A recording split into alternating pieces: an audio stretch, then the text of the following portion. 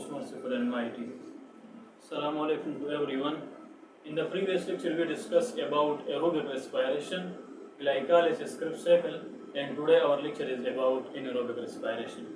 आज के इस लेक्चर में हम anaerobic respiration को डिस्कस करेंगे कि what is anaerobic respiration and what is lactic acid fermentation, what is alcoholic fermentation, और लास्ट में हम टू टॉपिक्स को डिस्कस करेंगे.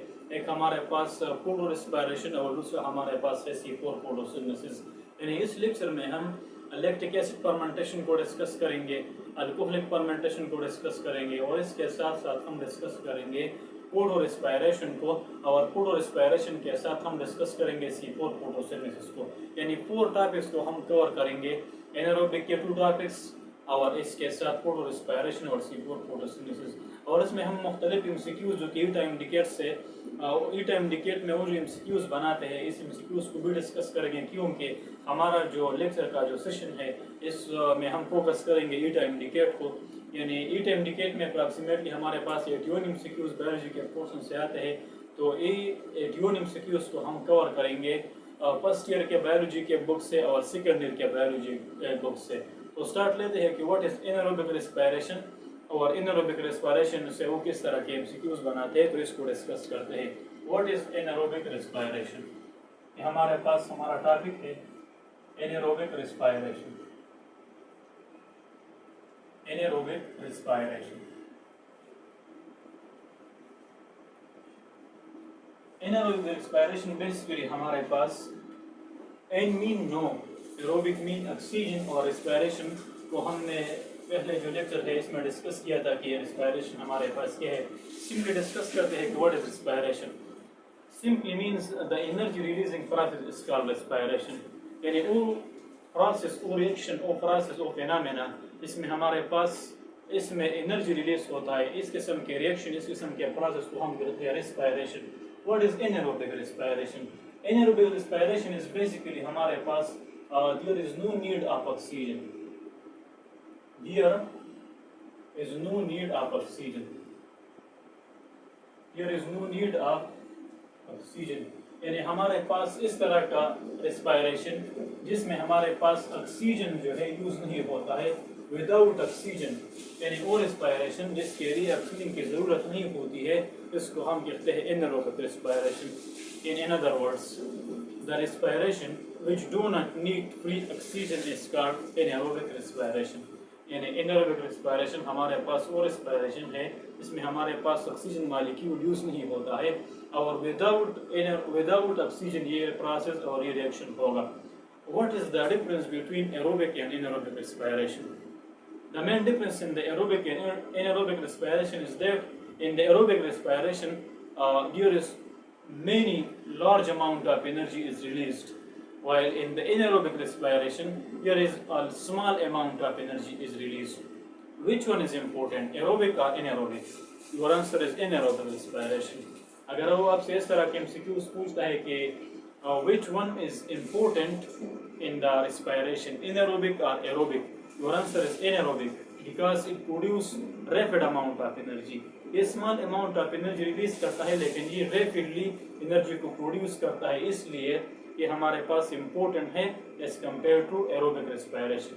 तो ये हमारे पास एमसीक्यू है. अगर आपसे इस तरह के एमसीक्यूज पूछे कि which one is important in the respiration, your answer is anaerobic respiration.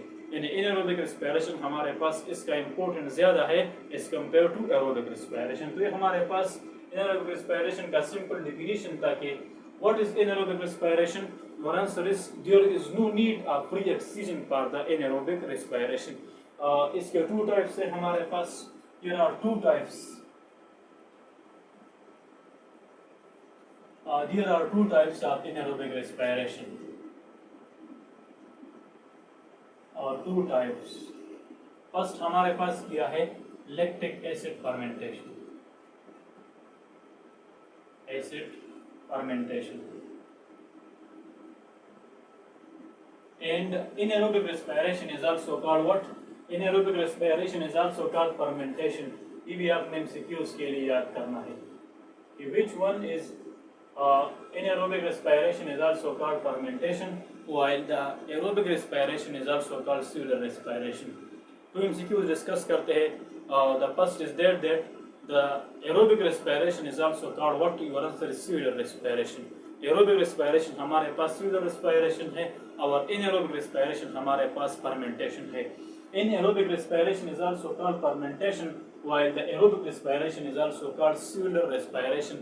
यानी ये सेल्स के अंदर होता है, बेसिकली माइटोकॉन्ड्रिया में होता है, तो इसलिए इसको हम कहते हैं pseudo respiration.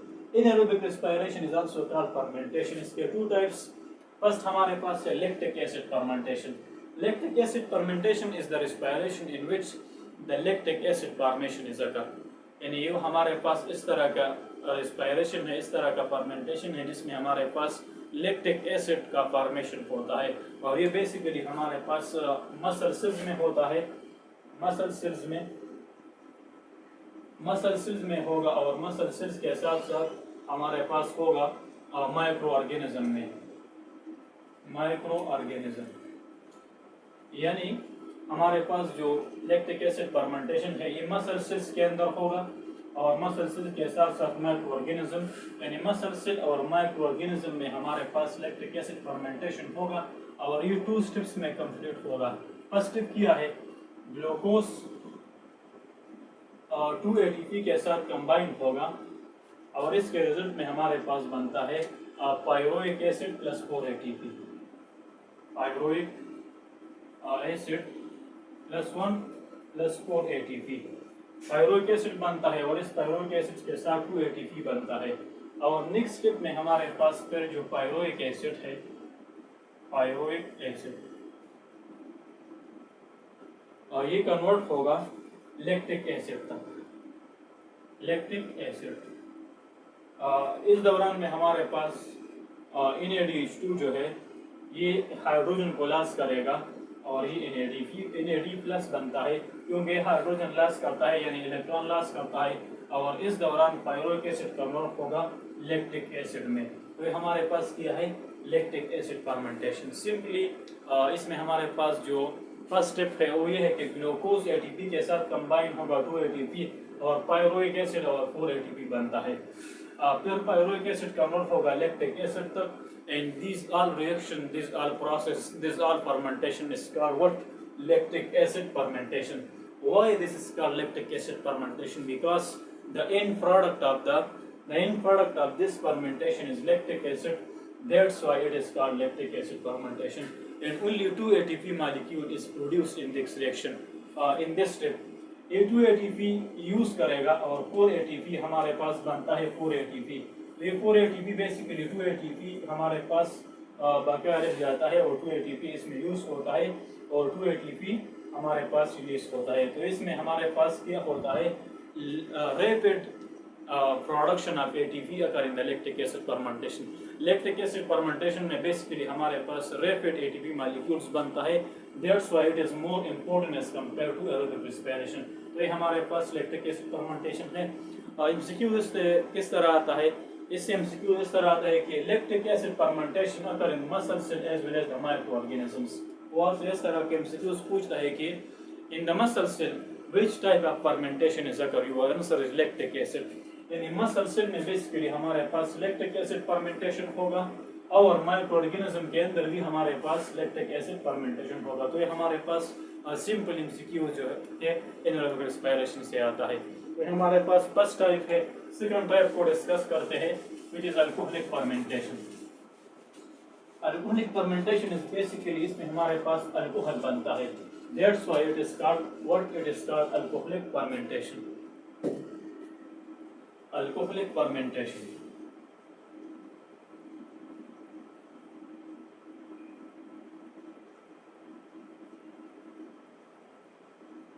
अल्कोहलिक फर्मेंटेशन में बेसिकली हमारे पास क्या होता है, अल्कोहल फॉर्मेशन होता है और ये हमारे पास माइक्रो ऑर्गेनिज्म के अंदर होगा. माइक्रो ऑर्गेनिज्म के अंदर होगा और इसमें क्या होता है, अल्कोहल फॉर्मेशन होता है. Alcohol formation, the formation of alcohol is mainly occur in the alcoholic fermentation.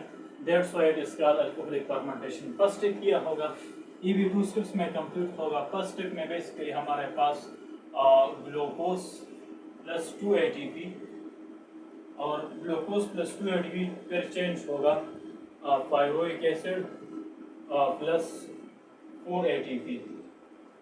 और नेक्स्ट स्टेप में हमारे पास क्या होगा, नेक्स्ट स्टेप में बेसिकली हमारे पास पायरोइक एसिड ये चेंज होगा अल्कोहल तक C2H5OH which is basically ethyl alcohol।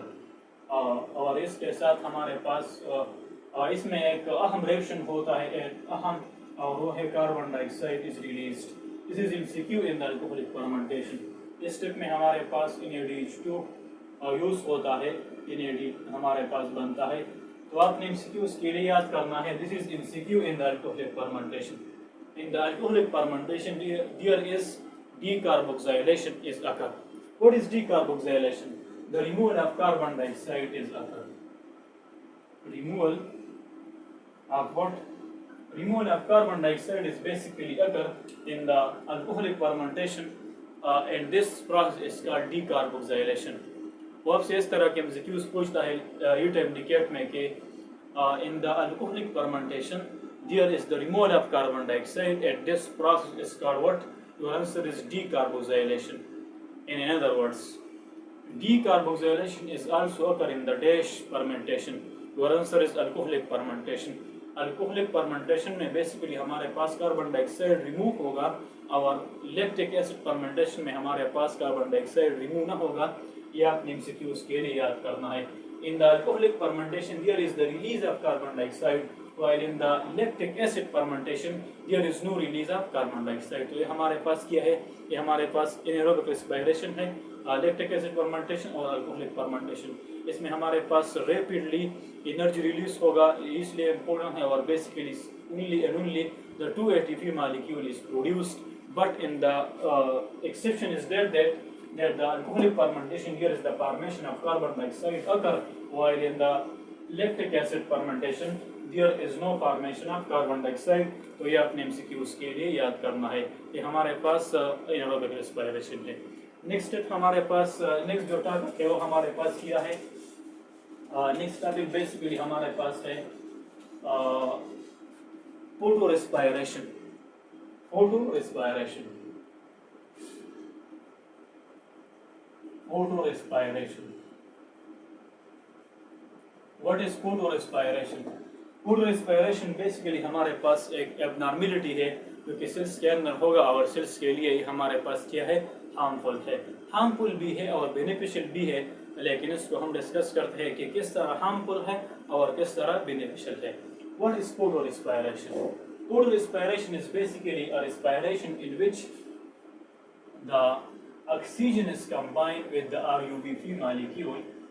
Definition लिखते हैं, when the oxygen is combined,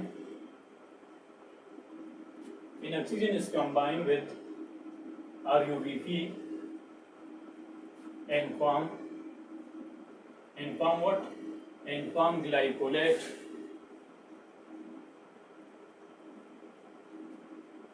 this process is called what? Photo respiration।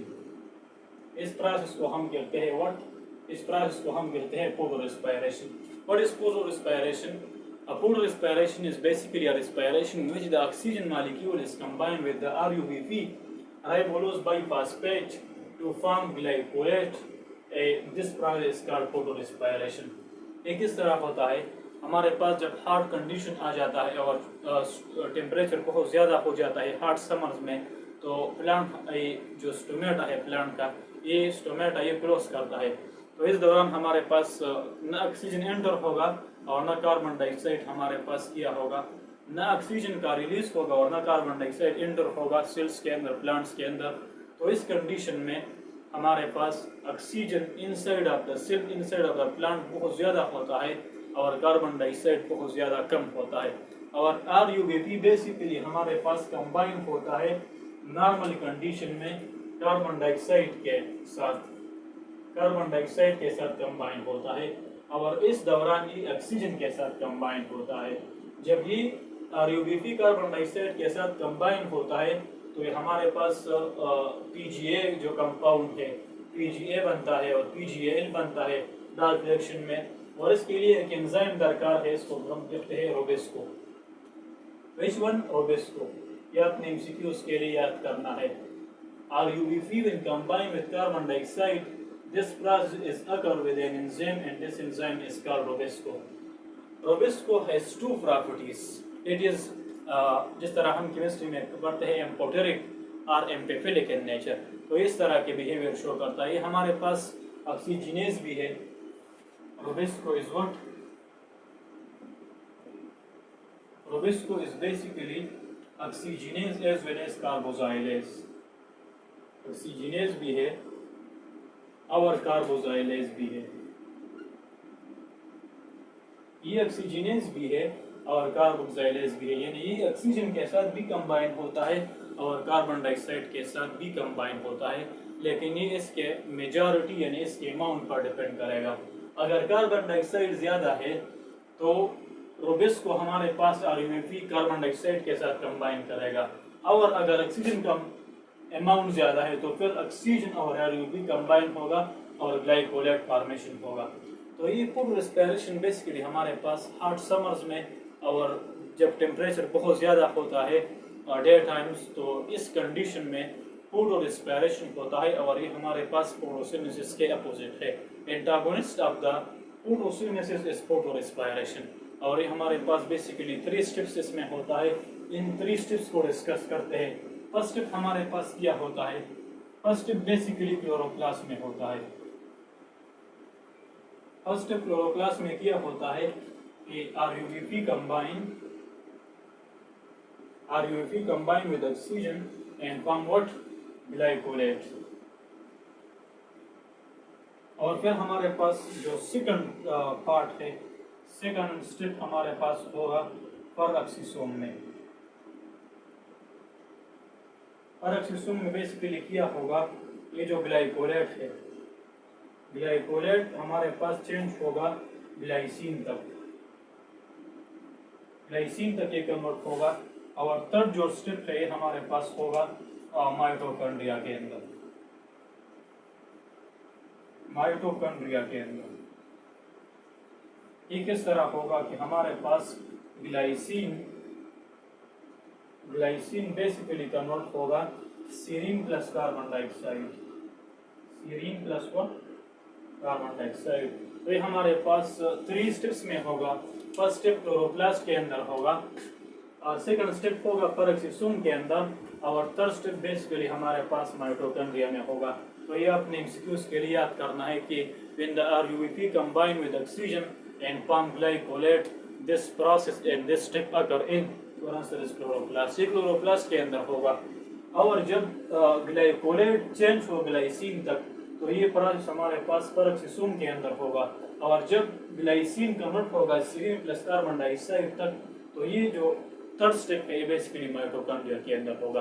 तो आपने एक एक स्टेप्स को याद करना है ई टाइम डिकेट के लिए। तो क्लोरोप्लास्ट में क्या होता है और किन चीज़ों का फॉर्मेशन होता है, परऑक्सीसोम हमारे पास इसमें किन चीज़ों का फॉर्मेशन होता है, और माइटोकॉन्ड्रिया में हमारे पास किन चीज़ों का फॉर्मेशन होता है, ये अपने एमसीक्यूज के लिए याद करना है। RuBisCO is carboxylase as well as oxygenase, लेकिन ये अमाउंट पर डिपेंड करेगा। और अगर ऑक्सीजन ज़्यादा है तो रोबेस्को ऑक्सीजन को कंबाइन करेगा, और अगर हमारे पास कार्बन डाइऑक्साइड ज़्यादा है तो फिर वो कार्बन डाइऑक्साइड को RuBP के साथ कंबाइन करेगा, और रिजल्ट में हमारे पास क्या होगा, PGA बनता है, C3 फोटोसिंथेसिस होगा और नॉर्मल फोटोसिंथेसिस होगा। अगर हमारे पास ऑक्सीजन ज़्यादा है तो फिर हमारे पास ग्लाइकोलेट बनता है। What is glycolate, what is glycine and what is serine? These are all amino acids। ये अपने एमसीक्यूज के लिए याद करना है। What is glycolate, what is glycine and what is serine? These are all amino acids। ये हमारे पास सब amino acids है। इसका डिसएडवांटेज क्या है फूड रेस्पिरेशन का? तो फूड रेस्पिरेशन का जो डिसएडवांटेज है ये हमारे पास ये फोटोसिंथेसिस का जो प्रोसेस है ये कम करेगा। फर्स्ट हमारे पास क्या है कि ये प्रोसेस ऑफ फोटोसिंथेसिस को कम करता है। सेकंड इसका the most important MCQ in the photorespiration is there is no production of ATP and there is no production of energy in the photorespiration. ये अपने की पॉइंट्स में book के जो की पॉइंट्स है इस चैप्टर के इस चैप्टर के जो की पॉइंट्स है आपने इसको देखना है कि there is no ATP formation occur in the photorespiration, और ये ईटा इंडिकेट का एमसीक्यू है। अगर फोटो रिस्पायरेशन से एमसीक्यू आता है तो ये एमसीक्यूज होगा कि ATP there is no formation of ATP in the photorespiration, और ये टॉपिक के अंदर नहीं है, इस टॉपिक के अंदर बुक में नहीं है, लेकिन ये की पॉइंट्स में मौजूद है।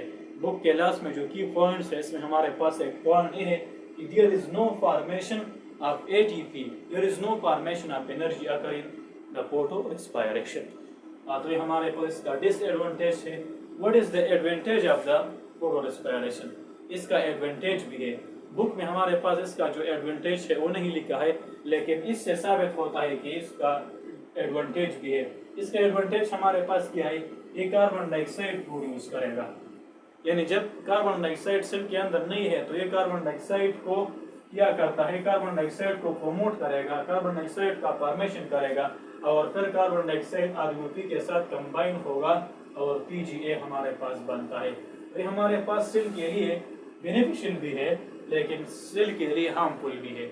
ज्यादा हार्मफुल है और कम हमारे पास क्या है, बेनिफिशियल है। तो आपने एमसीक्यूज के लिए याद करना है कि more harmful is photo respiration as compared to beneficial, and here is also the formation of carbon dioxide occur in which the carbon dioxide is combined with RUVP and form the PGA and PGAL and dark reaction is occur। ये हमारे पास photo respiration है। photo respiration में एक MCQ which is the most important and that is there is no ATP formation occur in the photo respiration। तो ये हमारे पास photo respiration था। Next topic हमारे पास है C4 फोटोसिंथेसिस और C4 plants. C4 photosynthesis or what C4 plants? What is C4 photosynthesis and what is C4 plants?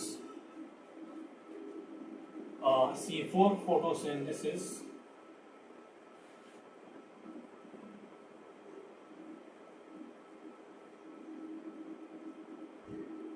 or C4 what? Plant। C4 photosynthesis or C4 plants। तो हमारे पास क्या है C4 photosynthesis को discuss करते हैं। C4 photosynthesis or C4 plant is the process in which a 4 carbon compound oxaloacetate is formed। Normal condition में जब C3 plant यानी C3 फोटोसिंथेसिस होगा तो इसमें हमारे पास PGA बनता है, is a 3 carbon compound. But in the C4 photosynthesis or C4 plants, there is the formation of a 4 carbon compound which is called oxaloacetic acid। oxaloacetic acid का formation होता है C4 photosynthesis में, that's why it is called C4 plant or C4 photosynthesis। oxaloacetic acid which is a 4 carbon compound, और C3 photosynthesis में हमारे पास 3 carbon compound बनता है PGA। PGA is basically what? A 3 carbon compound। इसमें हमारे पास क्या होता है, RUBB basically हमारे पास कंबाइन होता है oxaloacetic acid is a 4 carbon compound।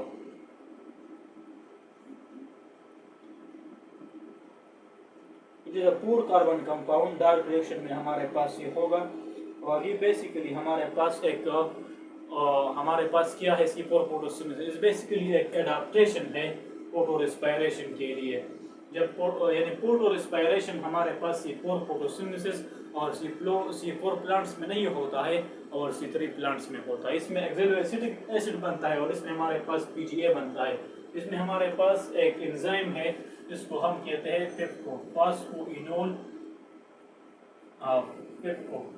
FIFCO is basically only carboxylase। हमारे पास एक कैरेक्टर है इसमें और वो है कार्बोक्साइलेज।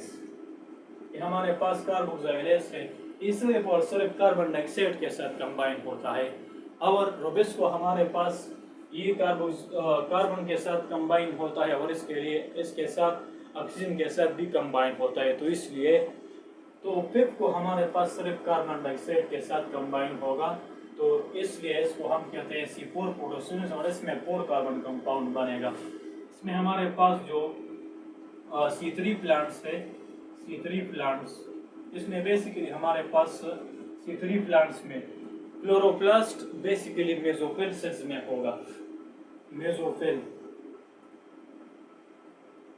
मेसोफिल सेल्स में सिर्फ होगा, और C4 प्लांट्स में हमारे पास मेसोफिल सेल्स में भी होगा और बंडल शीट सेल में, मेसोफिल सेल में भी होगा और बंडल शीट सेल में होगा। और C4 फोटोसिंथेसिस में हमारे पास मेसोफिल सेल में बेसिकली क्या होता है और बंडल शीट सेल में हमारे पास क्या होता है। इसमें सिर्फ फिक्सेशन ऑफ कार्बन डाइऑक्साइड होता है, और बेसिकली जो डार्क रिएक्शन है, डार्क रिएक्शन ये बेसिकली हमारे पास क्या होगा, ये डार्क रिएक्शन होगा बंडल शीट सेल के अंदर। What is the importance of C4 photosynthesis, उस इम्पोर्टेंस को डिस्कस करते हैं। इसका इम्पोर्टेंस हमारे पास क्या है। The importance of C4 photosynthesis prevents what, photo respiration. ये हमारे पास फोटो रेस्पिरेशन क्या करेगा, प्रिवेंट करेगा। Why it prevent the photo respiration, because there is an enzyme called PIPCO, and the main business and the main function of the PIPCO is only carboxylase। ये सिर्फ carbon dioxide के साथ combine होगा, oxygen के साथ combine नहीं होता है। That's why it prevent photo respiration. यानी C4 प्लांट में हमारे पास फोटो रेस्पिरेशन नहीं होगा। EMCQs है, there is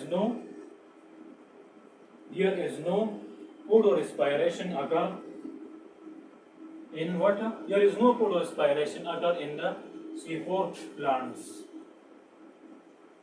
C4 plants में बेसिकली हमारे पास फोटोरेस्पिरेशन यानी फोटोरेस्पिरेशन C4 प्लांट्स के अंदर नहीं होता है।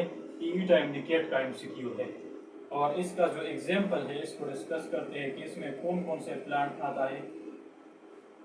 तो इसमें बेसिकली हमारे पास मेज आता है और शुगर केन आता है।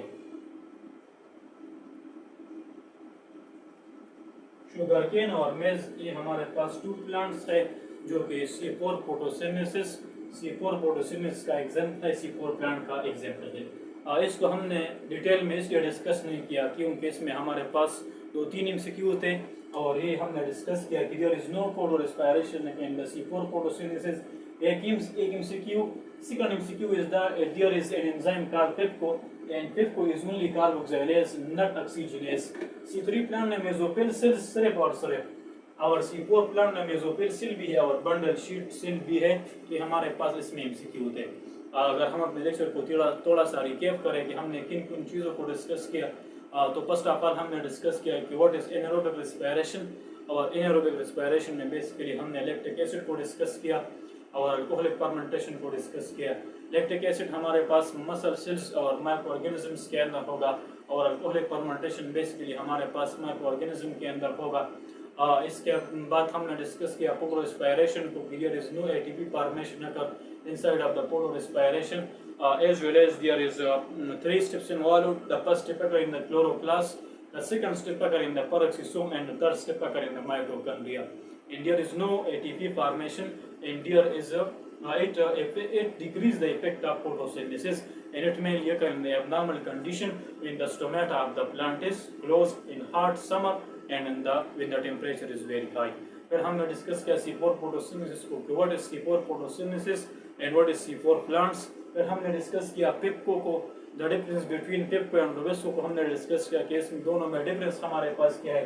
फिर हमने डिस्कस किया C3 प्लांट्स क्या है, C4 प्लांट्स क्या है, मेसोफिल सेल्स क्या है, बंडल शीट सेल क्या है, डार्क रिएक्शन हमारे पास C3 प्लांट्स में किस तरह होता है और C4 प्लांट्स में किस तरह होता है। तो ये था आज का हमारा लेक्चर। अगर आपका कोई कंफ्यूजन है या कोई क्वेश्चन है या कोई प्रॉब्लम है इस लेक्चर के हवाले से, you can ask in the comment section. आप कमेंट सेक्शन में इजीली पूछ सकते हैं अगर आपका कोई क्वेश्चन है। Thank you, see in the next lecture इंशाल्लाह।